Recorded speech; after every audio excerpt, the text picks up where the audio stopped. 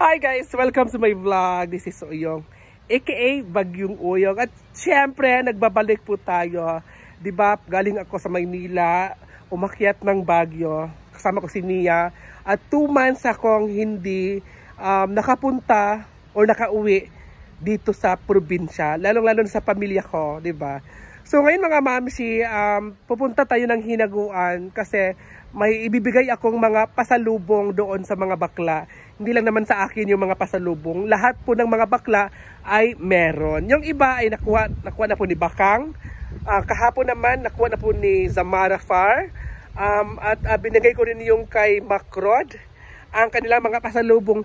Pero yung ibang mga pasalubong ay andito po nila makukuha sa Hinaguan kasi di ba lahat naman sila pumupunta dito. So ngayon punta tayo doon para maibigay na po natin ang kanilang mga pasalubong galing kay Daddy Alex from Baguio.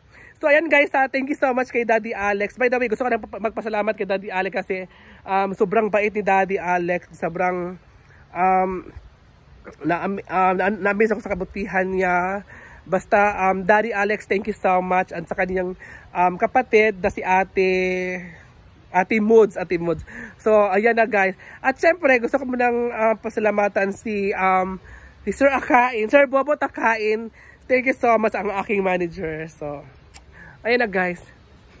Kaya please watch this. Punta na tayo ng Hinaguan. Kaya hindi ko alam kung anong reaction ni Brenda. Kaya bye!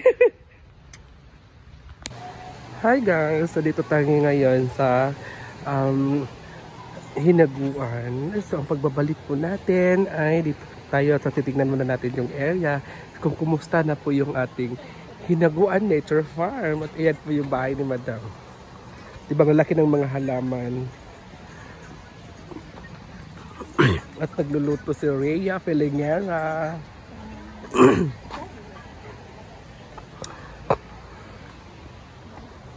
At dito naman tayo mga mamsi sa A-house kasi may nakita kasi ako na may aircon na daw dito sa kanilang A-house. At dito naman natin sa pagbabalik po natin dito sa ating Hinaguan Nature Farm ay may mga palamuti pala dito sa entrance banda bago ka papasok dito sa mga cottages or A-house. Ito pala yung A-house natin. Ang ginamit lang pala dito ay mga solar lang pala lahat. Solar lang po ang ginagamit dito kaya tipid kuryente po ang mga ano dito. Tipid po kuryente kasi solar lang ang ginagamit. So yung mga puno naman dito sa dati ang liliit pa yan, tinatanim pa yan, pero ngayon malalaki na po talaga yung ating mga puno, di ba? So dito naman tayo medyo ganoon pa rin naman ang Hinaguan pero may video key na po dito. So dito naman may nag-ano naman dito. So dito naman tayo mga mamshi, di ba? So yung A-house natin ay bonggang-bongga. At alam nyo guys, ang pinaka exciting part na hindi ko nakita at sobrang ma-amaze ako ay yung yan mga billiard, yung mga A-house natin, okay naman lahat. At may mga palamuti naman dito sa mga daan. At syempre guys, it's a big surprise for me. Ayan, may mga, ito yung binili ni Madam na mga mga kaang at tinigyan ng halaman. At syempre mga mamsi, ang big surprise sa akin ay yung kanilang area dati na walang nilagay. Ito yung CR. May takip na po yung CR nila dito. Ayan, nilagyan po ng ng ganito. Siba, ang ganda. At syempre mga mamsi, sobrang ganda na pala ng Hinaguan kasi may bridge na pala dyan. May bridge na po pala dyan na nilagay. May bridge na po pala dyan nilagay. At may water lily po. Iwan ko anong tawag dyan. Water lily. Ayan mga mamsi, di ba? So nakalagay na po ang I love Hinaguan. So dito po tayo mga mamsi. Dito tayo first. So itatry muna natin ang bridge nila. Di ba? Ang ganda na pala guys. Sobrang na-surprise talaga ako dito. Oo, ayan po yung bridge. I love Hinaguan. At ito yung bridge nila. Wow, ang ganda. Ngayon ko lang siya nakita, guys. It's a first time to me na makakita ng ganitong kaganda, kalawak ang ating may function hall pala. Ito pala yung function hall ni Brenda.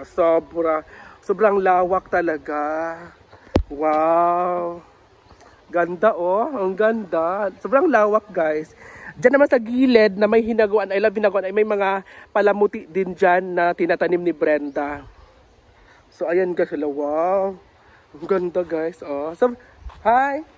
Ay, yung boses mo parang pumapasok dito sa loob. Wow. So yan na po, guys. Yan po yung function hall ni Brenda. May mga decoration dyan na mga bilog-bilog na kulay green. At dito naman sa gitna ay may mga ilaw dito. Dito sa gitna. At ito po ang nakalagay sa ating function hall. Ang nakalagay po ay brain damage. Dito naman sa ay brain damage. Nung sumayaw silang Brenda ay dyan po sila sumayaw. At dito po, umunang nagpunta si Brenda dito. Si Brenda nagsayaw una. At yung mga backup niya ay andyan po. At sumali na din dyan sa mga sayawan. Alam niyo guys, nung birthday ni Brenda, sobrang saya. Sobrang na-amaze ako. At sobrang bibo talaga. Diba? So ito naman mga mamsi dito.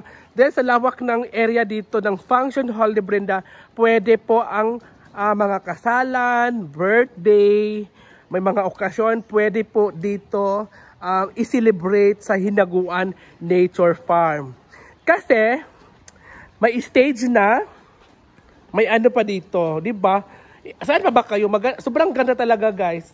Sobra. Sa gilid-gilid naman ay may mga table, at dito naman sa area natin ay may mga area naman ay forest view lang talaga talaga. Di ba? Sobrang na-amaze ako dito sa area. Sobra. Ayan guys, sobrang na-amaze talaga ako, guys. Yung mga puno dito, ang lalaki na, guys, ang lalaki ng mga puno, di ba? Pine tree. Sa function hall, guys, alam niyo yung function hall ni Brenda, hindi siya mainit dito sa area sa function hall kasi makapal na plastic po ang kanyang yero doon, pero mas mataas din po yung bubong, kaya hindi siya mainit. At dito naman mga moms, nilagyan na rin po ng saksakan dito sa mga poste ni Brenda. So ang saksakan dito ay isa lang pala yung saksakan. Isa lang po yung saksakan dito. Yan lang po yung saksakan. At sa gilid naman ng saksakan ay may parang table or ano. Diba? So sobrang ganda, guys. Sobrang na-amaze ako. Ito talaga yung gusto kong makita sa Hinaguan. Ang function hall. Ganda. Sobrang laki ng function hall. Sobra. Diba? So bababa muna tayo mga mamsi at nakita naman natin gaano kaganda, gaano ni Brenda, Hinaguan, at nakaarin siya man lahat. Diba? So dito naman tayo sa baba. So dito naman sa baba, pwede naman tayo maligo ulit dito.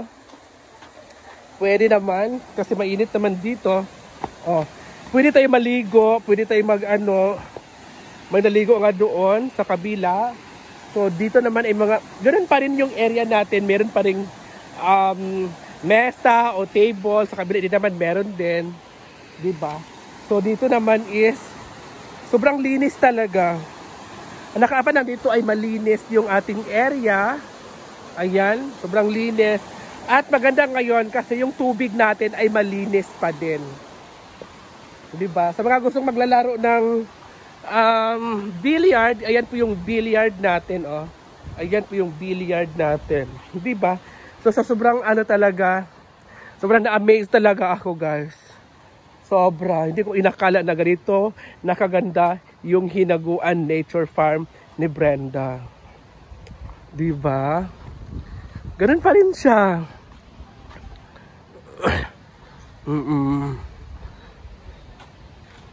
Di ba?